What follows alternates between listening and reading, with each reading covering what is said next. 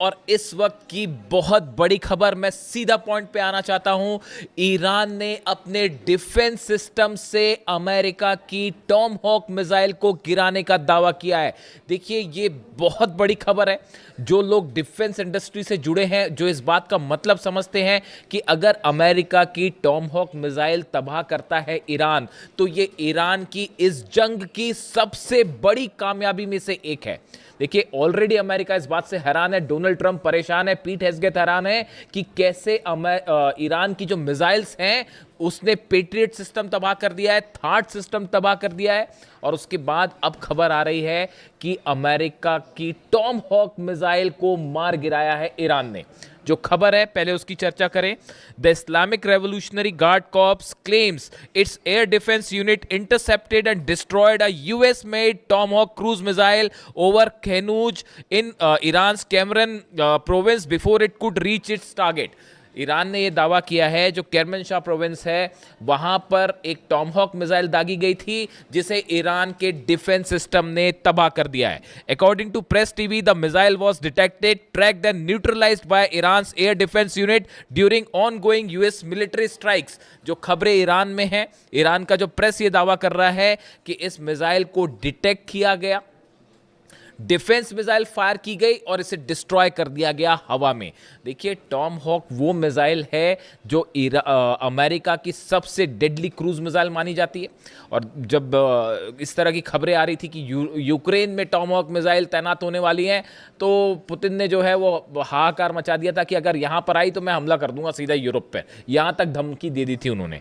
अब ऐसे में आप देखिए, ईरान का ये दावा है टॉम हॉक मिसाइल गिराने का। आप एक बार, अगर टॉमहॉक मिसाइल इतना अहम क्यों है ये पूरा मामला, अगर आप टॉमहॉक मिसाइल्स की जो फीचर्स हैं उस पर डिस्कशन करें। एक तो ये अपने साथ करीब 500 किलो तक का वॉरहेड लेके जा सकती है, यानी 500 किलो तक का बॉम्ब अपने साथ लेके जो है वो ट्रैवल कर सकती है।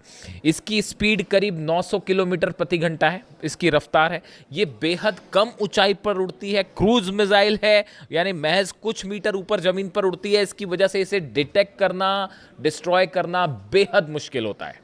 इसीलिए इसे डिटेक्ट करना बहुत बड़ा चैलेंज है। और टॉमहॉक मिसाइल्स के डिटेक्ट करने के बहुत ही कम एग्जांपल्स मिलेंगे अगर आप उसको सर्च भी करेंगे तो। इसमें नेविगेशन सिस्टम है, जीपीएस है, टेरेन मैपिंग है, डिजिटल मैप है, मैचिंग, ये सब जो टेक्नोलॉजीज हैं, terrain counting, matching, telecom technologies, ये इसको बेहद आधुनिक बनाती है। ये अपना रास्ता बदल सकती है, अपने टारगेट को खोज के हिट कर लेगी। यानी देखिए, ये ऐसी चीज़ है टॉमहॉक मिसाइल जो सबसे एडवांस मिसाइल्स में से एक है। अमेरिका की खास तौर पर जब शॉर्ट डिस्टेंस टारगेट की बात होती है, हम अभी आईसीबीएम की बात नहीं कर रहे या बैलिस्टिक मिसाइल्स की बात नहीं कर रहे हैं, ये जो शॉर्ट रेंज मिसाइल्स है जो कम डिस्टेंस से फायर की जाती है, इसमें बहुत ही ज़्यादा ये सटीक मानी जाती है। अब देखिए, ऐसे हालात में एक तो इसको बनाने में बहुत वक्त लगता है, करीब 2 साल लग जाते हैं एक मिसाइल बनाने में, और 34 करोड़ के करीब इसका खर्चा आता है, जो इसकी जो जानकारियाँ हैं। अब देखिए, इस पे जो है, इसको डिटेक्ट करने का मतलब ये है कि ईरान के पास, देखिए, ईरान ने दरअसल पिछले, अगर आप 7 दिन की बात करें हमलों की, देखिए कभी भी कोई भी खबर को जब आप एनालाइज करते हैं तो 2 तरीके से, 2 स्तर पर होती है। एक तो पत्रकार की तरह मैंने आपको खबर बता दी साहब कि कुवैत पर हमला हो गया, वहाँ पेट्रियट तबाह हो गया, फिर जो है जॉर्डन में हमले हुए, वहाँ थार्ड सिस्टम तबाह हो गया, इस तरह की बातें।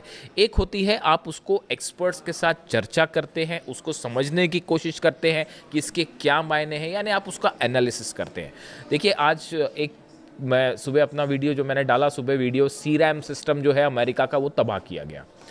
सीरैम सिस्टम जो कि ड्रोन्स को डिटेक्ट करने में काम आता है, लेज़र की इसमें तकनीक होती है, इस्तेमाल किया जाता है, उसको तबाह किया, ऐसा दावे ईरान के हैं। उसमें बड़े सारे कमेंट आए कि आप जो है ये नहीं बताते हो कि ईरान में कितनी तबाही हुई, आप अमेरिका की तबाही ज़्यादा क्यों बताते हो। मैं इसका एक जवाब देना चाहता हूँ। देखिए, आप अगर मीडिया को देखेंगे तो आपको बड़ी आसानी से ये डिटेल्स मिल जाएंगे कि ईरान में कहाँ हमला हुआ है, ईरान में क्या तबाह हुआ है, ये बताने वाले आपके पास बहुत सारे सोर्स हैं। लेकिन अमेरिका में कितना नुकसान हुआ है, इजराइल में, ये बताना एक तो बड़ा चैलेंजिंग काम है। देखिए, ये दावे करना बहुत ही, इसमें आपको मेहनत लगेगी, रिसर्च लगेगी, आपके सोर्सेज मजबूत होने चाहिए। तभी आप ये काम कर सकते हैं। इसीलिए हम एक कोशिश करते हैं कि आप तक वो खबर पहुंचाएं जो साधारण इजीली आप तक नहीं पहुंच पा रही है। दूसरी चीज़ ये है कि ईरान के जो हमले होते हैं अमेरिकन बेसिस पे या इजराइल में या मिडिल ईस्ट में, यहाँ से खबरें निकालना बड़ा मुश्किल हो जाता है, क्योंकि मीडिया कवरेज पर बैन लग जाती है इन देशों में कि आप जो है वो मीडिया कवर नहीं कर सकते।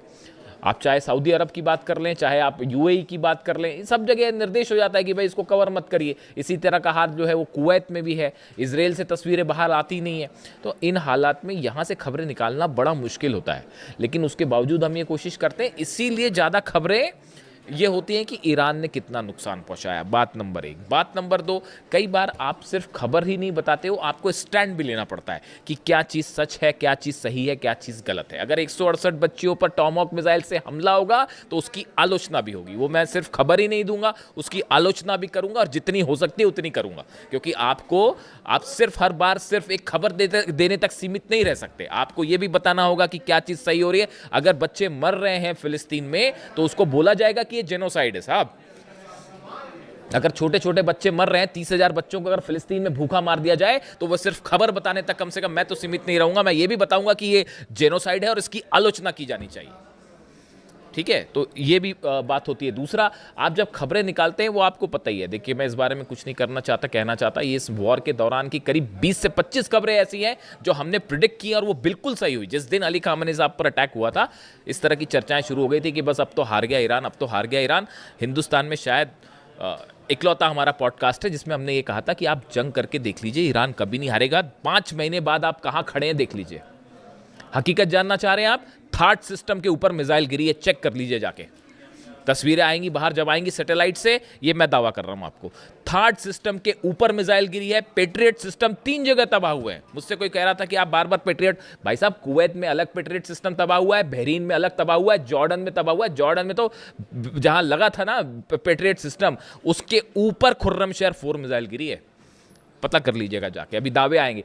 30 प्लेन पिछली बार गिरने की हमने बात कही थी, निकले 42 प्लेन्स गिर गए थे। और इस बार भी अभी बार बार हम कह रहे हैं कि जॉर्डन में बड़ा नुकसान हुआ है। F-15 एक गिरने की और एक जलने की बात आ रही है, अभी आप देखते जाइए। अभी जब इस सीनेट कमेटी बैठेगी और 6 महीने बाद बताएगी कि जॉर्डन के बेस पर क्या हुआ, कुवैत के बेस पर क्या हुआ, बहरीन के बेस पर क्या हुआ, तब पता चलेगा। लेटेस्ट जो अपडेट आ रही है कि कुवैत में जो है वो कुवैत की सेना का एक मिलिट्री का बेस है, उसके ऊपर ईरान ने हमला किया है। लेटेस्ट जानकारी बता रहा हूं मैं आपको। कुवैत में मिलिट्री बेस पर अटैक हुआ, लेकिन वो मिलिट्री बेस ऑपरेट अमेरिका कर रहा था, सैनिक अमेरिका के थे, वॉरहेड्स वहां पे जितने भी युद्ध से जुड़ी चीजें थी वो अमेरिका की थी। उसके ऊपर सीधा स्ट्राइक हुई है, मिलिट्री सेंटर के ऊपर सीधा कुवैत पे स्ट्राइक हुई है। और ईरान का दावा है बड़ी संख्या में वहां भी सोल्जर्स घायल हुए अमेरिका के। अब ये बातें कोई स्वीकार करेगा नहीं, लेकिन निकल के आती हैं, तो आपको ये सब चीजें कैलकुलेट करनी पड़ेगी कि भाई कैसे हुआ। इसीलिए ये टॉमहॉक मिसाइल वाला जो है, देखिए, अगर आपने टॉमहॉक मिसाइल मार के गिरा दी, मान लीजिए अगर ये खबर सच है जो ईरान दावे कर रहा है, ईरान के दावे जो हैं कि भाई हमने टॉमहॉक मिसाइल गिरा दी। अब अगर टॉमहॉक मिसाइल गिरा दी और अगर ये खबर सही निकल जाती है, तो आपको फिर ईरान के उन दावों को भी मारना पड़ेगा कि साहब थार्ड उड़ा दिया है और पेट्रियट उड़ा दिया है। फिर आप उसको भी मानिए। फिर आप इस बात में भी कोई आश्चर्य नहीं होगा कि वो जो कह रहा है कि भाई हैंगर्स में जो है F-15 जेट्स खड़े थे, हैंगर के ऊपर मिसाइल मारी और सब तबाह हो गए। वो धीरे धीरे सैटेलाइट तस्वीरें आनी शुरू हो गई हैं।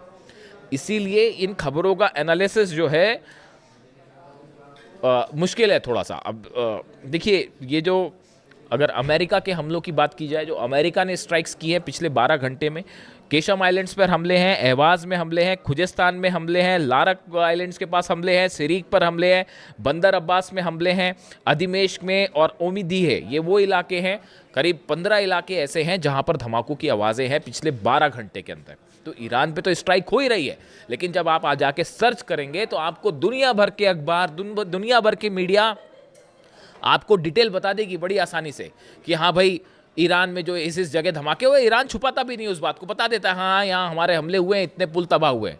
आपको ये बात कौन बताएगा कि जॉर्डन में कितने बेस तबाह हुए हैं अमेरिका के, कुवैत में कितने बेस तबाह हुए हैं, बहरीन में कहाँ कहाँ मिसाइल्स गिरी है, अमेज़न के डेटा सेंटर पर हमला हुआ, आज खोल के देख लीजिए पूरी खबरें क्या है। मिसाइल गिरी, उसके 15 मिनट के अंदर हमने खबर अपलोड कर ली थी, परसों का मेरा वीडियो उठा के देख लीजिए आप। अमेज़न का डेटा सेंटर हिट हुआ था 15 मिनट के अंदर, जबकि मैं तो पॉडकास्ट कर रहा हूं। और देखिए ये सब दावे सच साबित होंगे। थर्ड सिस्टम, उससे कई कमेंट्स पे सवाल उठ रहे थे कि ये कैसा हो सकता है, कैसे हो सकता है। पेट्रियट सिस्टम तबाह हुआ है, थर्ड सिस्टम तबाह हुआ है, जेट्स कई जलने की खबर है, और अब ये है ये टॉमहॉक वाले जो ये अभी दावे के लेवल पे है। इसको वेरीफाई करने में टाइम लगेगा, है या नहीं है, टाइम लगेगा, लेकिन ये दावा चूंकि है और बहुत बड़ा दावा है, तो टॉमहॉक मिसाइल को मार गिराना आसान बात नहीं है। अब इसके अलावा देखिए 13 दिन में 55 लोगों की मौत है ईरान में। ये ईरान की तरफ से कहा गया है कि ये जो 13वीं दिन की स्ट्राइक हुई बीती रात, इन 13 दिनों में ईरान में 55 लोगों की मौत हो गई है। और अब देखिए हमले जो हो रहे हैं वो सेंट्रल ईरान पे हो रहे हैं। आप इस बात को समझिए। पहले 2 कोशिशें चल रही हैं डोनाल्ड ट्रंप की तरफ से, अमेरिका की तरफ से। एक, हॉर्मूज के आसपास हमले किए जाएं। पहले इन्होंने कोशिश की कि मेन लैंड से हॉर्मूज को हम अलग कर दें। 11 दिन तक जो बमबारी थी उसकी कोशिश ही यही थी। ये शायद चाहते थे ग्राउंड ऑपरेशन करें, और वो एक कोशिश थी कि भाई बंदर अब्बास हो गया, केशम हो गया, लारक आइलैंड हो गया, सिरिक हो, इन सब का हम मेन लैंड ईरान से कनेक्शन तोड़ दें। इसलिए पुल तोड़ रहे थे बम गिरा के। वो पुल तोड़ दे रहे हैं, वो 6 घंटे के अंदर साहब पुल बना दिया फिर से। ऐसी भी तस्वीर आई है। बंदर अब्बास के पास एक पुल पर हमला हुआ और वो पुल गिरा, मेन कनेक्शन लाइन थी, वो जैसी गिरी उसके वो अमला वहाँ खड़ा हो गया, तुरंत जाके उसको बनाने में जुट गया। ऐसी ईरान थोड़ी ना। आप खुद सोचिए इस बात को, जो मेरे पे सवाल उठा रहे हैं, जरा वो इस बात को सोचें। दुनिया में इजराइल की आर्मी और उसकी ताकत आप जानते ही हैं। अमेरिका के पास आप हथियार देख लीजिए, अरब देशों, इन सब से एक देश मुल्क लड़ाई कर रहा है पिछले 5 महीने से। और आप क्या कर पाए? आप क्या ईरान में कब्जा कर पाए, कदम रख पाए? डर रहे हैं अभी भी डर है साहब कि अगर वहाँ कदम रखेंगे तो पता नहीं क्या होगा। इसी वजह से ऑपरेशन नहीं हुआ। वो एयर स्ट्राइक्स होती रही, लेकिन ये जो ग्राउंड ऑपरेशन वाला प्लान है फिर कैंसिल हो गया। ये कोशिश कर रहे थे केशम आइलैंड पे और या फिर अबू मूसा आइलैंड पे या ऐसे किसी आइलैंड पर कब्जा करने की, लेकिन वो हो नहीं पा रहा है। क्यों? डर रहे हैं साहब हमला कर। वो तो जो छोड़ी है, वो तो ऐसा ठोक रहे हैं। हॉर्मूज में एक जहाज़ गिरने की तस्वीर देखी आपने? वो हॉर्मूज में अभी जब कंफर्म हो जाएगा तो मैं बताऊंगा क्या। अभी ये कंफर्म नहीं है कि कौन सा जेट गिरा है। अमेरिका का एक जेट हिट किया गया है हॉर्मूज के आसमान में, उसके गिरते हुए और आग लगती हुई तस्वीरें हैं। अब वो कौन सा है, वो इनका वो महंगा वाला ड्रोन, क्या नाम है उसका, वो ड्रोन है या कोई F-15 तो नहीं हिट हो गया? इस तरह की भी खबरें हैं। अब अभी वो सच्चाई जब होगी तब सामने आएगी। MQ-9 रिपर ड्रोन तो ऐसे गिर रहे हैं जैसे बच्चे मार के गिरा देते हैं, पतंगों को गिरा देते हैं, खींच के काट देते हैं, वैसे रिपर ड्रोन्स गिर रहे हैं। पता नहीं कितने अरब का है वो। तो अब वो रिपर ड्रोन गिरा है या फिर F-35 F-15 जो है वो फिर से डाउन हो गया है हॉर्मूज में। उसकी तस्वीरें हैं, अब देखना पड़ेगा उसमें सच्चाई क्या है। और वो लाल सागर के आसपास जो है, अलग से वीडियो कर दूंगा मैं, वो लाल सागर के आसपास ईरान ने अपनी बैलिस्टिक मिसाइल तैनात कर दी है। वहाँ सिर्फ हूती का खेल नहीं है वहाँ पे। तो बड़ी सीधी सी बात है, हूती मतलब पीछे रूस बैक कर रहा है, ईरान बैक कर रहा है हूतीस को।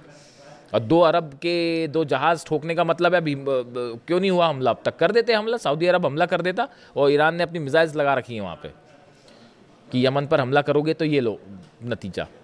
अब ये डोनाल्ड ट्रंप जो कह रहे हैं, जो नया बयान आया है कि बड़ा ही मतलब मैसिव अटैक करने वाले हैं और ईरान पर ऐसा हमला होगा कि बिल्कुल तबाही मच जाएगी, ईरान ने भी उसकी तैयारी कर ली। कि आप पिकेक्स माउंटेन पर देखिए कहानी क्या है, जो मेरे को समझ में आई अब तक बात।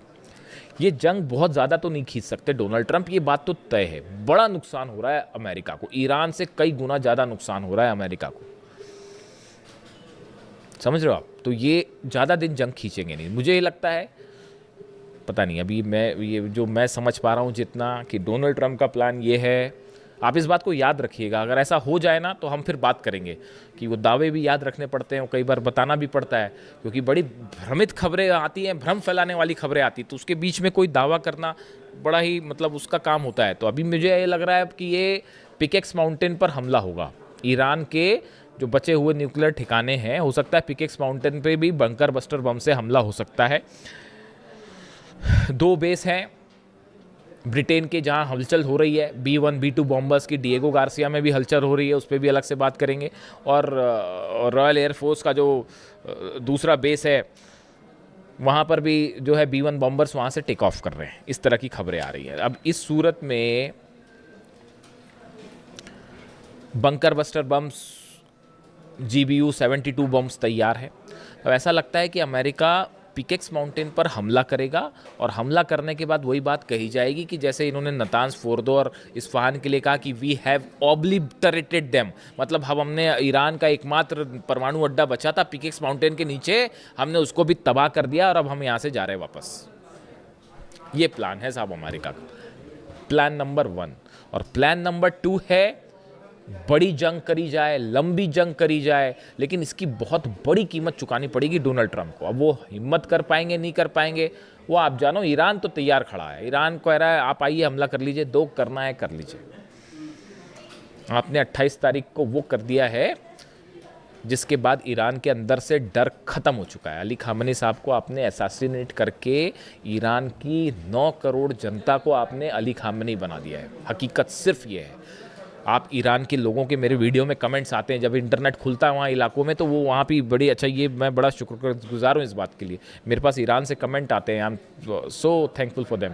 वो वहाँ पे ईरान में वीडियो देख रहे हैं, जो हिंदी जानते होंगे वो देख रहे हैं। एक भाई साहब का एक दिन कमेंट आया, वो तो बहुत ही बड़ी बात थी कि हम जो है वो तेहरान में आपका वीडियो देखते हैं और जो लोग फारसी जानते हैं उनको उसका अर्थ समझाते हैं। ये तो बहुत ही बड़ा कॉम्प्लीमेंट था, बहुत ही बड़ी बात है। तो खैर, तो अब हालात ये है कि डोनाल्ड ट्रंप पिकेक्स माउंटेन पर हमला करने की तैयारी में, और ऐसी भी खबरें आ गई हैं कि ईरान की तरफ से बड़ी वार्निंग दे दी गई है कि अगर हमारे पिकेक्स माउंटेन पर हमला हुआ, जाग्रोस पर हमला हुआ, तो बाकी तो पता नहीं तेल अवीव नहीं बचेगा। तेल अवीव पे हम सीधा हमला करेंगे। वो ईरान ने अपनी प्लानिंग कर रखी है। वो मैं आपको बताऊंगा कैसे नेटो के बेसिस पर हमला होने वाला है, यूरोप कैसे खतरे की जद में है, और कैसे जो है वो तेल अवीव से सीधा इजराइल पर हमला कर देगा ईरान अगर पिकेक्स माउंटेन पर न्यूक्लियर सेंटर्स पर हमले होते हैं तो। लेकिन इस बीच बड़ा डेवलपमेंट ये है साहब कि अब्बास अराक्ची साहब की लावरोव से मुलाकात हुई है, रूस के विदेश मंत्री से, और चीन के विदेश मंत्री वांग यी से मुलाकात हुई है। एससीओ समिट हो रही है उसमें, और उसमें काफ़ी सारे डेवलपमेंट हैं। देखिए, बड़ी चीज़ें होती हैं जब आप डिप्लोमेसी की बात करते हैं। देखिए, जितनी लंबी जंग उतनी बड़ी ईरान की जीत, हकीकत यही है। तो अब ये रूस का क्या कहना है, चीन का क्या कहना है, ये सब चीज़ें तय करेंगी कि आगे क्या होने वाला है। लेकिन फ़िलहाल जहाँ से बात शुरू की थी कि अगर वाकई ईरान ने टॉमहॉक मिसाइल गिरा दी है, तो ये तो ईरान ने वाकई गजब कर दिया है। वीडियो कैसा लगा कमेंट करके ज़रूर बताएं। Thank you so much.